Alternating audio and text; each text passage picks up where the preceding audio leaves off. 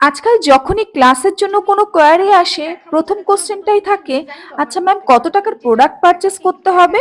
এটা দিয়ে তোমরা দুটো বান কভার করবে। কত টাকার ছাদের মেকআপ কাছে প্রোডাক্ট আছে বা হেয়ার এবার স্টাইলের জন্য বলে কিট দেবো কিনতে হবে? এক্সিস্টিং যে বানটা বা আমরা ভ্যানিটি ব্যবহার করে বানাতে থাকি গেলে সব আমাদেরকে ভ্যানিতে কত সেম টাকা টেকনিকেই করতে খরচা হয়। করতে হবে টোটাল? এই কোশ্চেনটা কিন্তু ইদানিং ম্যাক্সিমাম স্টুডেন্টরাই করে। কারণ তাদের মধ্যে কিন্তু একটা ভয় কাজ করছে যে মেকআপ ফিল্ডে জয়েন করতে গেলেই বা হেয়ার স্টাইলিস্ট হতে গেলেই প্রচুর প্রচুর টাকার প্রোডাক্ট তাদেরকে পারচেস করতে হবে।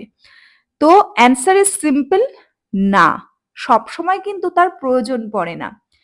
হেয়ার প্রোডাক্ট শুধু কিন্তু একটা সাপোর্ট, কিন্তু আসল কাজটা করে তোমার হাত, তোমার টেকনিক আর তোমার প্র্যাকটিস। তাই প্রোডাক্টের ওপর ডিপেন্ড করলে টেকনিক কিন্তু গ্রো হয় না, কিন্তু টেকনিক গ্রো হলে কম প্রোডাক্টেও কিন্তু তুমি ফ্ললেস হেয়ার স্টাইল বা ফ্ললেস মেকআপ ক্রিয়েট করতে পারবে। অনেক সময় দেখেছি এক্সেসিভ কিছু প্রোডাক্ট ইউজ করলে, এমন অনেক প্রোডাক্টই রয়েছে যেগুলো আমরা হেয়ার স্টাইলের ক্ষেত্রে ইউজ করি, সেগুলো হয়তো অনেক সময় বেশি ইউজ করে ফেললে হেয়ার স্টাইল কিন্তু অনেক বেশি হার্ড হয়ে যায় এবং আনন্যাচারাল লাগে। আবার স্প্রে অনেক সময় বেশি ইউজ করে ফেললে সেক্ষেত্রে কিন্তু হেয়ার স্টাইল কিন্তু শেপ পায় না, হেয়ার স্টাইল কিন্তু ভলিউম কমে যায়। তো সেক্ষেত্রে সবসময় যে প্রোডাক্ট ইউজ করলেই বেশি বেশি করে হেয়ার স্টাইল সুন্দর হবে তা কিন্তু একদমই নয়। আবার অনেক সময় ক্লায়েন্টদেরও কিন্তু কমফোর্ট কমে যায় বেশি প্রোডাক্ট ইউজ করলে।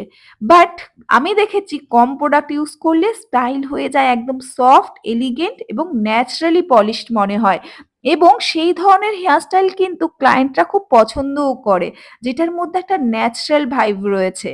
তো প্রফেশনাল লুক মানে হেভি প্রোডাক্ট না, প্রফেশনাল লুক মানে clean work.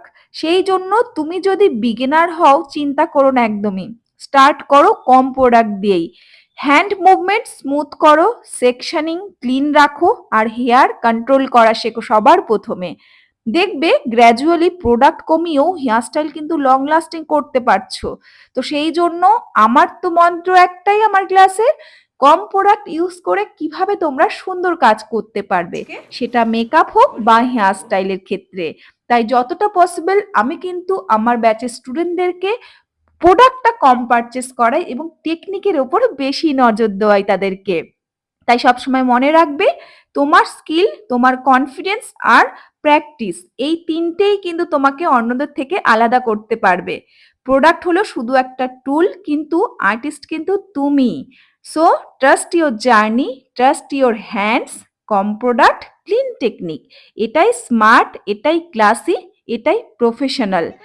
Keep practicing, keep growing because your skill is your real power. So নিজের স্কিলের ওপর ডিপেন্ড করো, নাকি প্রোডাক্টের ওপর। দেখবে ধীরে ধীরে কিন্তু তুমি অনেক সুন্দর থেকে সুন্দর কাজ করতে পারবে। সেই জন্য কি আর ভয় পাবে না তো? আর সবার কথায় কান দেবে না তো যে ক্লাস করা মানে প্রচুর প্রচুর প্রোডাক্টের প্রয়োজন? না, সত্যি বিশ্বাস করো, প্রয়োজন নেই। আমি কিন্তু বরাবরই চেষ্টা করেছি কম প্রোডাক্ট কিনে সুন্দর কাজ করার, নিজের প্র্যাকটিসের মাধ্যমে নিজের স্কিলগুলোকে বাড়ানোর চেষ্টা করেছি। আর সেটা কিন্তু শুধুমাত্র ওই গাদাগুচ্ছ প্রোডাক্ট কিনলেই হয় না, সেটার জন্য তোমাকে ধৈর্য ধরে শুধু প্র্যাকটিস করে যেতে হবে এবং নিজের কাজকে ডে বাই ডে ইমপ্রুভ করতে হবে।